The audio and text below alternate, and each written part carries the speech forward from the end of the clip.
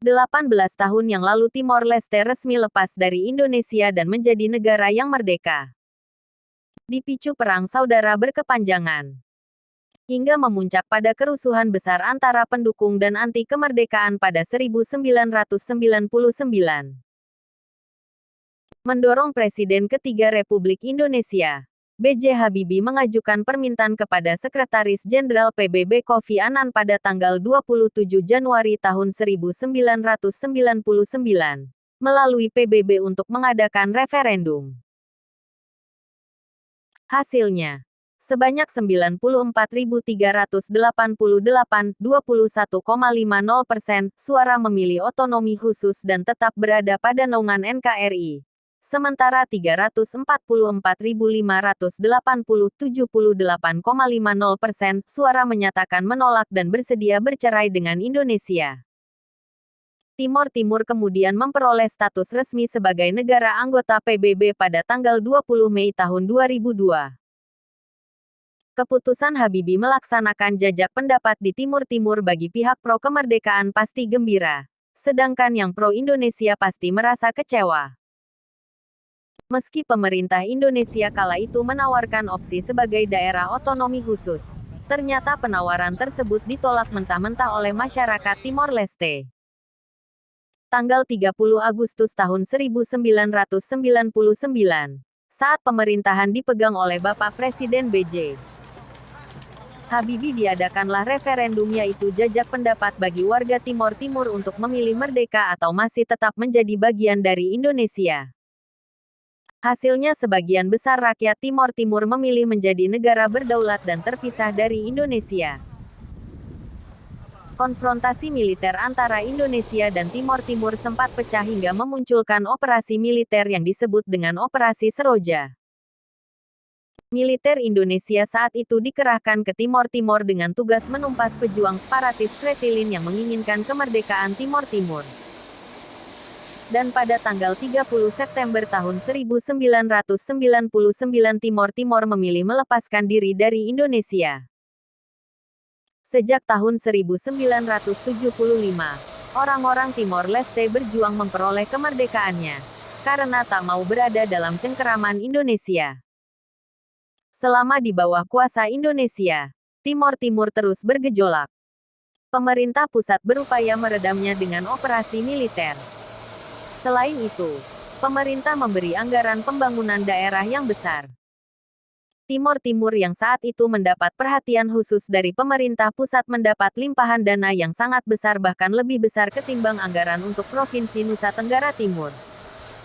Semua cara itu tak berhasil. Timor Timur akhirnya lepas dari pangkuan Indonesia pada 1999 dan berganti nama menjadi Timor Leste. Banyak kesalahan yang dibuat pemerintah pusat dan TNI. Pemerintah, misalnya, mengabaikan struktur sosiologis dan adat masyarakat Timor Timur. Gereja dan otoritas adat kerap dipinggirkan dalam meredam perlawanan. Sementara TNI, dalam taktik dan strategi operasi, dinilai jauh dari penghargaan terhadap nilai-nilai HAM. Bulan September tahun 1999, pemerintah Indonesia termasuk TNI dan Polri mulai meninggalkan Timor Leste dan selanjutnya dipegang oleh pemerintahan transisi PBB. Warga Timor Timur yang memilih untuk tetap bergabung dengan NKRI berbondong-bondong meninggalkan tim-tim. Mereka pergi dengan tergesa-gesa dan dibayang-bayangi konflik bersenjata yang bisa meletus sewaktu-waktu. Pasca referendum, satuan-satuan pasukan RI yang semula bermarkas di tim-tim juga bergegas meninggalkan negara baru itu sambil membawa perlengkapan tempur. Mereka bergerak keluar tim-tim dalam konvoi serta formasi militer siap tempur. Namun, secara resmi negara tersebut merdeka tahun 2002 setelah referendum PBB. Banyak rakyatnya menginginkan kemerdekaan. Portugis meninggalkan Timor Timur tanpa tanggung jawab sehingga terjadi perang saudara antara UDT dan Fretilin. Fretilin yang dipimpin Taur Matan Ruak terus bergerilya di gunung-gunung.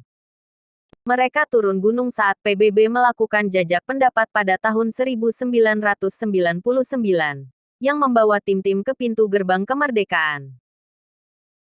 Pemerintah meninggalkan Timor Leste yang saat itu masih bernama Timor Timur setelah sekitar 70% masyarakatnya dinyatakan memilih menolak tawaran otonomi khusus Indonesia dan lebih memilih merdeka. Australia yang sejak awal bekerja keras untuk masyarakat Timor Leste dan menjadi sponsor penyelenggaraan jejak pendapat terus melakukan aktivitas di calon negara baru saat itu. Dan pada tanggal 20 Mei tahun 2020, Timor Leste resmi menjadi negara merdeka. B.J. Habibie yang merupakan Presiden RI ketiga memutuskan melepas Timor Leste setelah dilakukan berbagai pertimbangan. Pasukan penjaga perdamaian internasional pimpinan Australia yang dikenal sebagai Interfet mendarat di Timor Leste. Australia memang merupakan negara yang memimpin pasukan penjaga perdamaian dari 11.000 orang dari 22 negara. John Howard menyebut intervensi itu sebagai kemenangan kebijakan luar negeri yang signifikan, dan mengatakan ia tidak akan mengubah apapun tentang itu. Dan tentara Indonesia menarik diri sepenuhnya pada akhir Oktober. Karena intervensi tersebut bahkan personel pertahanan Australia mendapat pujian. Meski demikian sebenarnya Interfet hanyalah sebagian kecil dari kisah Australia dengan Timor Leste. Setelah lebih dari 78% orang Timor memilih kemerdekaan dalam referendum pada tanggal 30 Agustus tahun 1999, milisi paramiliter pro-Indonesia yang marah menanggapinya dengan kekerasan. Secara sistematis, mereka meruntuhkan kota, membakar bangunan, dan menyerang serta membunuh orang. Sekitar 1.500 warga Timor diperkirakan tewas dalam kekerasan itu. Puluhan ribu meninggalkan rumah mereka ke gunung-gunung, dan pasukan Indonesia memaksa lebih dari 300.000 orang melewati perbatasan darat ke Timor Barat. Kemarahan internasional tersebut akhirnya memaksa pendirian Interfet. Australia, pemain kunci dalam keputusan untuk campur tangan, membalikkan satu dekade kebijakan luar negeri yang ambivalen yang lebih suka melupakan masalah Timor Leste dan melangkah masuk.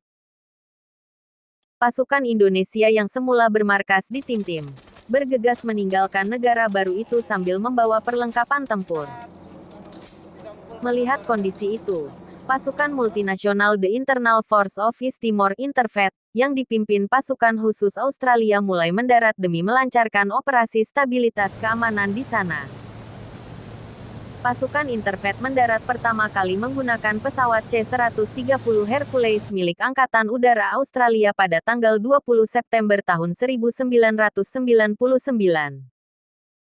Hal ini membuat suasana pagi kota Dili yang semula tenang langsung berubah tegang. Pasalnya ratusan pasukan Interfet yang keluar dari perut pesawat alih-alih berbaris rapi, lalu melaksanakan upacara dan briefing dan berkoordinasi dengan pasukan TNI Pashas yang sedang mengamankan Bandara Komoro. Mereka langsung stelling, siap tempur. Sambil diiringi oleh sirine yang meraung-raung. Semua personel pasukan Interfet keluar dari pesawat dalam kondisi siap menembaki dan berlarian ke berbagai arah untuk membentuk perimeter pertahanan pengamanan Bandara Komoro.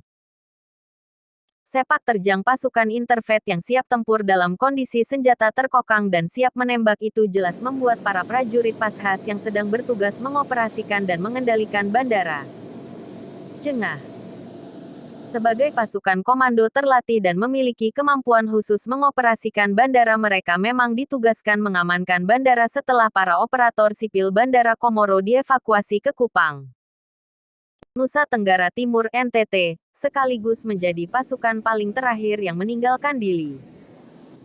Untuk mengantisipasi kondisi terburuk, para pasukan Pashas yang berjumlah sekitar 80 orang dan masing-masing menyandang senjata di pundak itu diam-diam juga telah menyiapkan diri bertempur sampai titik darah terakhir melawan pasukan Interfet.